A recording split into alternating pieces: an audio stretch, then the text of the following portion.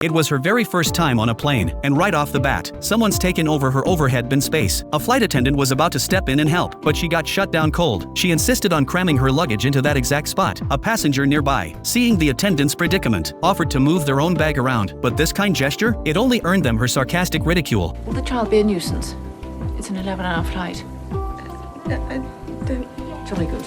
After landing, facing an enthusiastic driver who came to pick her up, she still didn't crack a smile. With such a nasty attitude, the driver thought he'd somehow offended her, so once they got in the car, he tried making small talk, only to get shot down again, all the way to the hotel, running into a helpful bellhop. Her attitude hadn't changed one bit. Young man, if it is your ambition to handle ladies' garments, may I suggest you take employment in a laundrette? But here's the kicker: this woman, rude to the bone, had the founder of Disney himself begging her for a solid 20 years, and she only just recently agreed to work with him, and it wasn't because she was moved by his sincerity. Nope, Mrs. Travers was flat broke. What Walt didn't see coming was that this meeting he'd waited 2 decades for would still be a total nightmare. Right off the bat, he tried explaining to Mrs. Travers why he was so hell-bent on buying the rights to her novel. Turns out, when his daughter turned 7, Walt promised he'd turn her favorite fairy tale into a movie. But for Mrs. Travers, who had no children of her own, that story meant absolutely nothing. So he switched tactics, showed her the animation concepts, talked up how professional his creative team was, but that just set her off even more. Mary Poppins does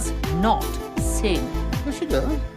When? In your books. No, those aren't songs, they're recitations. But she's not a giddy woman. She doesn't jig about. I mean, singing is frivolous, it's wholly unnecessary, and a governess, an educatress. No, it would simply ruin it.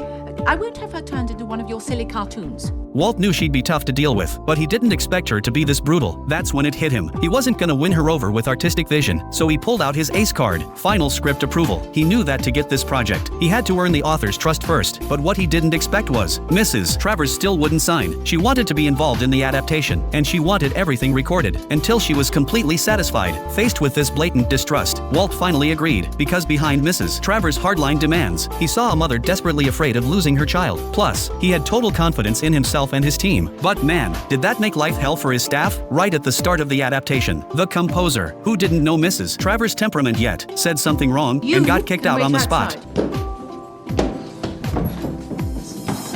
Throughout the rest of the collaboration, everyone walked on eggshells, terrified of setting off this lady again. But because of her involvement, the whole project became more authentic and vivid, appealing to mainstream audiences while staying fun and engaging, even though she was still harsh as ever. Just when Walt thought things were smoothing out, Mrs. Travers dropped another absolutely insane demand. She doesn't want the color red in the film at all. We can't make the picture without the color red. I don't know what it is. I'm suddenly very anti-red. I shan't be wearing it ever again.